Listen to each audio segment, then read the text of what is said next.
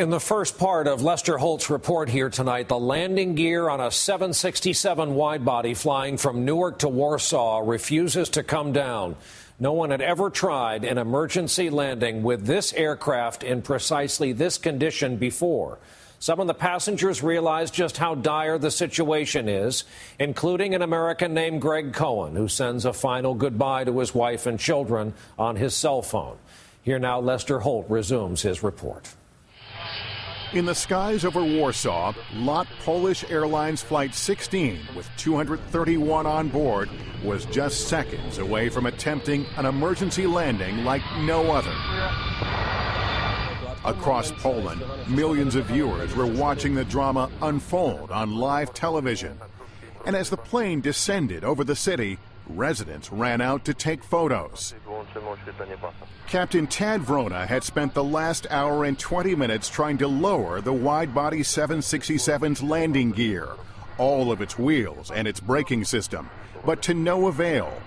And he had no choice but to belly flop the plane, with its engines acting like the runners of a sled onto a concrete runway.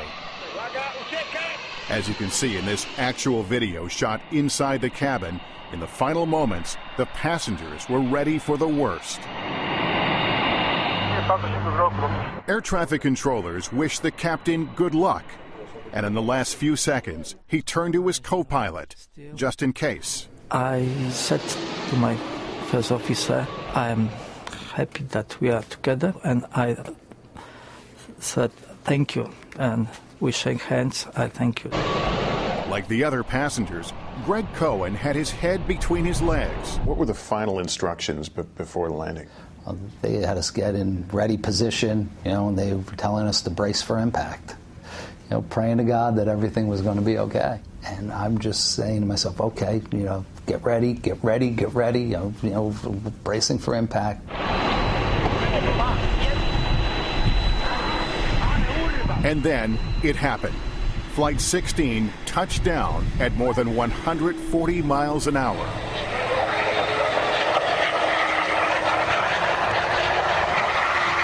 This is the moment of contact on the runway, shot from inside the cabin.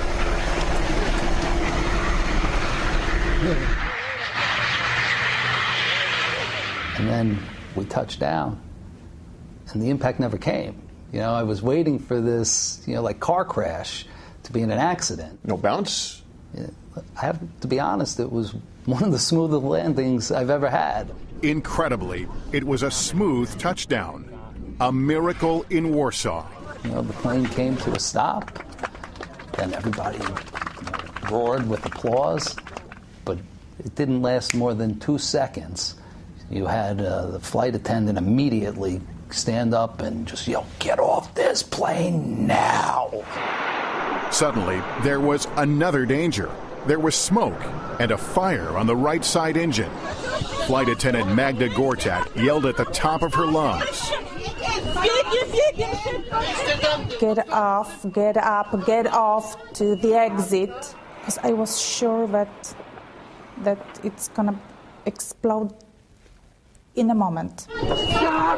This is actual video of the evacuation from on board the plane. Passengers rushed for the emergency slides, and a few fell as they tried to run away. But emergency crews were able to douse the flames and the fuel leak quickly. The plane didn't explode, and except for a few scrapes and bruises, everyone got off unharmed. It didn't really hit me until I was off the plane. And that's when, I really got emotional. That's when it hit me like, oh my God, what could have been? Greg called Michelle the moment he was clear of the plane. I was just so happy he was on the ground, and, I heard his voice crack, which, his voice never cracks. Really, I appreciate, being with my kids a little bit more and try to take a little extra time for the important things in life because, look, it could all be gone in a second. And as for the pilot who got the flight down safely, Captain Vrona became a Polish national hero. And in America, he was honored for saving 231 lives. We caught up with the captain at the Museum of Flight in Seattle. We just did our job. I am not hero. But Americans on board Flight 16 beg to differ, comparing him to the hero of the Miracle on the Hudson. I immediately thought that our captain was Poland's version of Sully. Same incredible amount of airmanship. Yes. What would you like to say to Captain Rana? I want to say thank you. You know, if it wasn't for him, maybe 230 plus people wouldn't be here right now, and I'm forever indebted to him for that. Incredible story. Our thanks to Lester Holt for that. And by the way, the investigation into what went wrong is still going on. There's more information about that on our website.